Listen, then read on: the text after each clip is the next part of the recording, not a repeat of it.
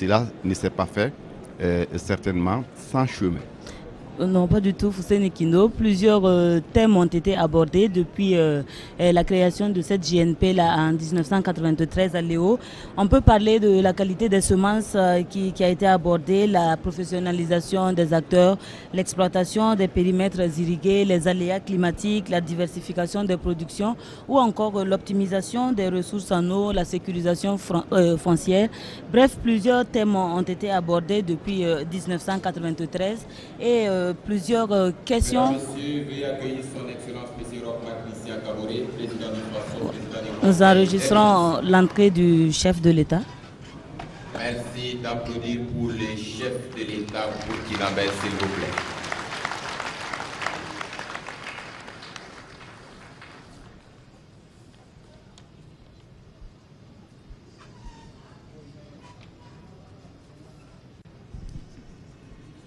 Le président du FASO qui salue les représentants des producteurs, mais également les membres du gouvernement.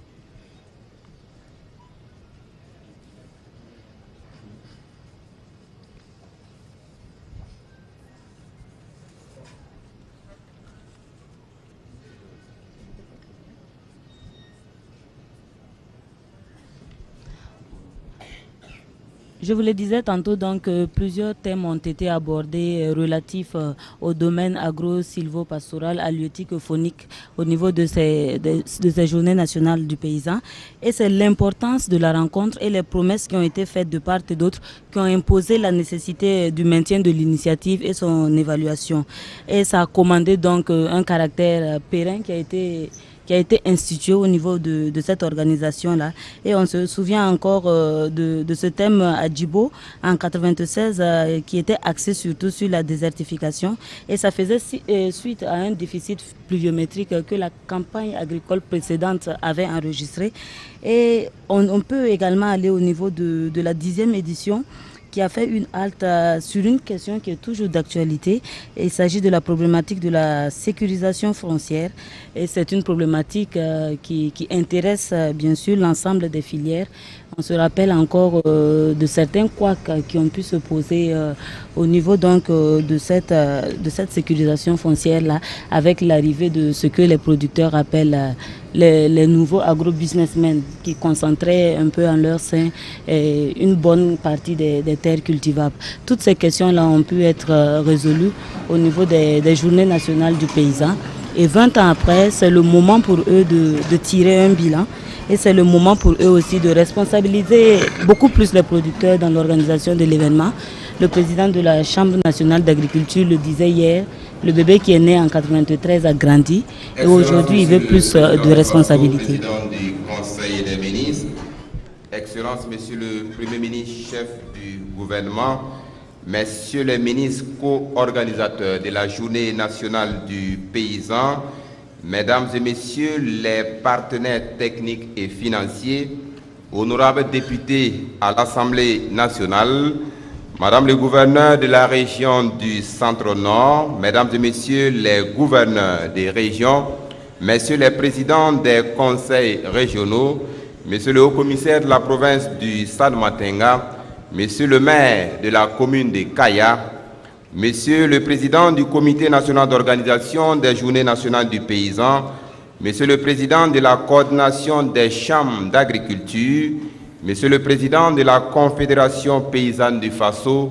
autorités politiques, administratives, militaires et paramilitaires, autorités coutumières et religieuses, éminentes personnalités du monde paysan, distingués invités, chères productrices et producteurs du Burkina Faso, Excellences, Mesdames, Messieurs.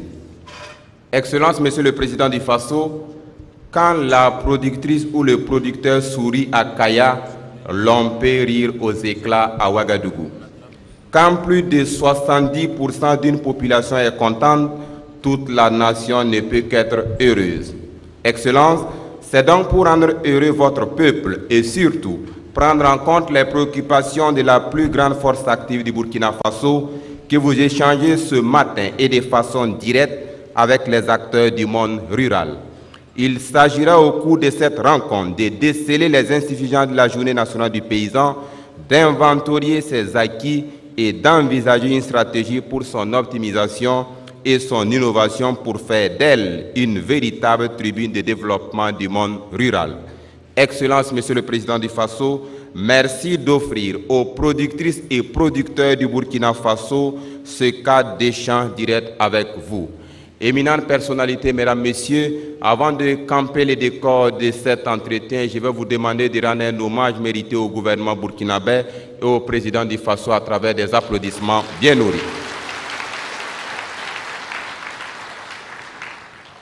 Excellence, Monsieur le Président du Faso, pour le déroulé de ces tête-à-tête directs, permettez-moi de vous céder momentanément le micro. Excellence, s'il vous plaît.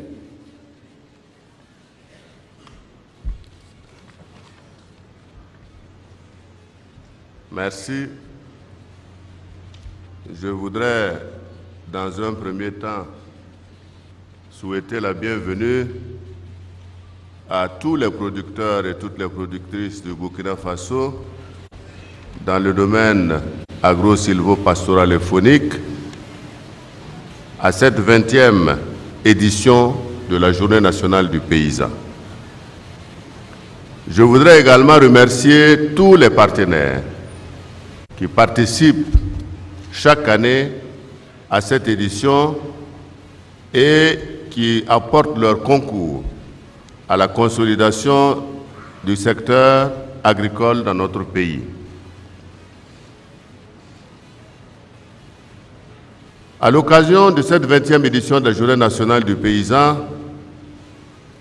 je voudrais rendre un hommage mérité à nos producteurs et à nos productrices sur l'ensemble du territoire burkinabé. Car, comme vous le savez, le secteur agro-silvo-pastoral et phonique, c'est le fondement même de notre développement économique et de la croissance de notre pays. Chaque fois que nous avons une croissance qui s'est accrue dans ce pays, c'est parce que nous avons eu de bonnes productions agricoles, de bonnes productions au niveau de l'élevage, de la pisciculture, etc. C'est ce qui amène le Burkina en avant et nous sommes tenus de vous rendre cet hommage parce que c'est vous qui faites la valeur de notre pays.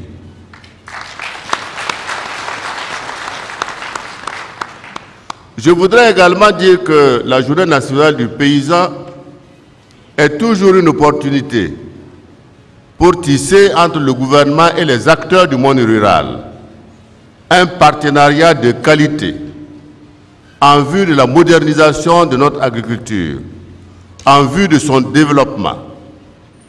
C'est pourquoi, 20 ans après, il nous faut faire une halte pour voir les acquis, pour voir ce qui n'a pas marché, pour nous inspirer des bonnes pratiques, de manière à ce que nous puissions donner un moteur supplémentaire au secteur du monde rural. C'est pourquoi, en choisissant le thème de faire de bilan et d'envisager les perspectives, c'est un acte de responsabilité collective que nous posons, c'est un acte d'un partenariat de type nouveau que nous voulons avoir avec les producteurs et les productrices du Burkina Faso, de manière à ce que chacun, en ce qui le concerne, puisse assurer pleinement ses responsabilités pour le progrès du secteur agro-silvo-pastoral dans notre pays. Je voudrais également noter qu'au-delà de la croissance, nous devons faire en sorte que ce secteur-là soit un secteur porteur également pour l'emploi des jeunes, pour la transformation, parce qu'il ne s'agit pas simplement de produire, il faut pouvoir les écouler, il faut pouvoir assurer la transformation, il faut pouvoir ajouter de la valeur ajoutée à ces productions-là. C'est à toutes ces réflexions que nous interpellons, aussi bien le monde rural, le gouvernement, pour que nous trouvions le partenariat qui nous permette effectivement d'aboutir à une agriculture moderne, à une agriculture qui participe à la croissance, à une agriculture qui participe également, je dirais, à l'emploi des jeunes dans notre pays. Parce que c'est le plus gros secteur potentiel d'emploi. C'est pourquoi, tout en vous renouvelant toutes nos félicitations pour ce que vous faites déjà pour le Burkina Faso, parce que malgré tout, malgré la complexité du travail, malgré sa rudesse, chaque année, nous avons constaté que vous avez travaillé à la croissance de la production. Œuvrons à décupler cette production-là. Œuvrons à trouver les moyens pour l'améliorer. Non seulement pour améliorer également vos conditions de vie et de travail, mais également pour porter haut le drapeau de Burkina Faso dans le concert des nations et dans le concert également du développement de notre pays et de l'Afrique de façon générale. Donc voilà ce que je voulais dire en introduction pour dire que vous êtes la richesse et la terre c'est la richesse du Burkina Faso. Nous avons dit le Burkina Faso n'a ni pétrole ni grande richesse, mais nous avons des hommes courageux et valeureux qui luttent contre l'adversité. Nous devons savoir que nous ne pouvons, malgré toute l'adversité, nous n'allons pas fuir laisser le pays. Nous sommes obligés de faire des sacrifices pour pouvoir faire avancer ce pays, coûte que coûte. Et de poser les fondements qui nous permettent demain à d'autres Burkinabés de construire le Burkina Faso tant espéré par nous-mêmes et de dévancier, et également pour que les générations futures puissent bénéficier des efforts que nous avons accomplis aujourd'hui.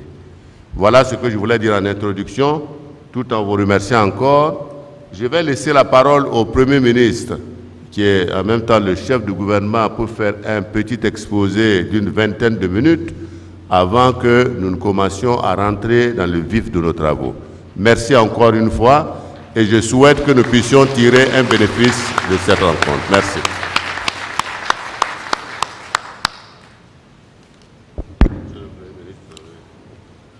Merci, Excellence. Je voudrais également joindre ma voix à celle du président du Faso pour vous féliciter pour l'organisation de cette 20e édition de la Journée nationale du paysan. 20 ans d'édition, c'est l'âge de la majorité et il est effectivement important de s'interroger sur le bilan que l'on peut faire de cette Journée nationale du paysan et effectivement tracer de nouvelles perspectives.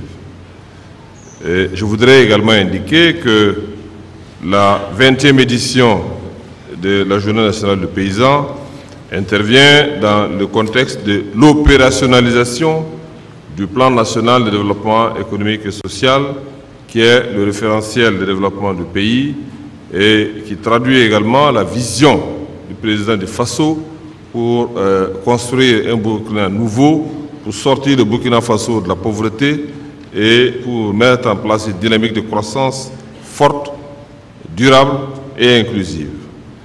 La vision du plan national de développement économique et social est d'organiser la transformation structurelle de notre économie nationale.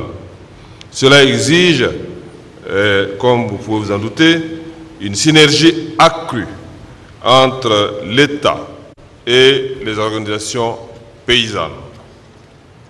C'est pourquoi la réflexion sur l'évolution de forme, la réflexion sur les perspectives de la Journée nationale des paysans doit s'articuler, selon mon point de vue, autour de la problématique de la mise en œuvre réussie du plan national de développement économique et social et de la contribution des organisations paysannes et du secteur privé agricole à la réussite du plan national de développement économique et social. Le président de Faso l'a dit tout à l'heure, la principale richesse de notre pays, c'est le monde agricole, parce que le monde agricole emploie plus de 80% de notre population et le monde agricole contribue pour plus de 30% à la formation de la richesse nationale mesurée par le produit intérieur brut. Alors, au niveau du plan national de développement économique et social, comme vous le savez, l'objectif stratégique du gouvernement est de ramener le taux de pauvreté en milieu rural de 47,5% actuellement à 38% en 2020. Nous voulons par la mise en œuvre réussie du PNDES avec vous, augmenter la productivité du secteur primaire, c'est-à-dire tout le secteur agricole et sylvopastoral, la productivité par actif et par an de 357 000 francs CFA aujourd'hui à 535 000 francs CFA en 2020. Nous voulons augmenter la part du secteur primaire dans la production du PIB, la formation de la richesse nationale, qui est actuellement de 30% à 28%. Mais ça ne veut pas dire qu'en valeur, la part du secteur primaire diminue. Ça veut dire simplement que nous aurons réussi la transformation structurelle de l'économie en faisant en sorte qu'une plus grande partie de la production agricole soit valorisée à travers l'agro-industrie, à travers les industries agroalimentaires.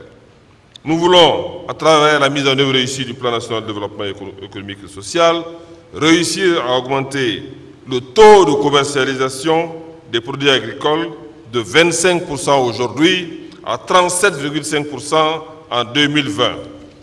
Nous voulons également, à travers la mise en œuvre réussie du PNDS, augmenter le taux d'accroissement de l'approvisionnement des agro-industries à 50% en 2020, avec un objectif intermédiaire de 25% en 2018. Nous voulons, à travers la mise en œuvre réussie du Plan national de développement économique et social, augmenter le taux de transformation des produits agricoles de 12% aujourd'hui à 25% à l'horizon 2020. Nous voulons augmenter de manière générale également la part de production irriguée dans la production totale de 15% à 25%. Voilà, chers amis, si vous le permettez, quelques repères que je voulais indiquer au niveau du Plan national de développement économique et social.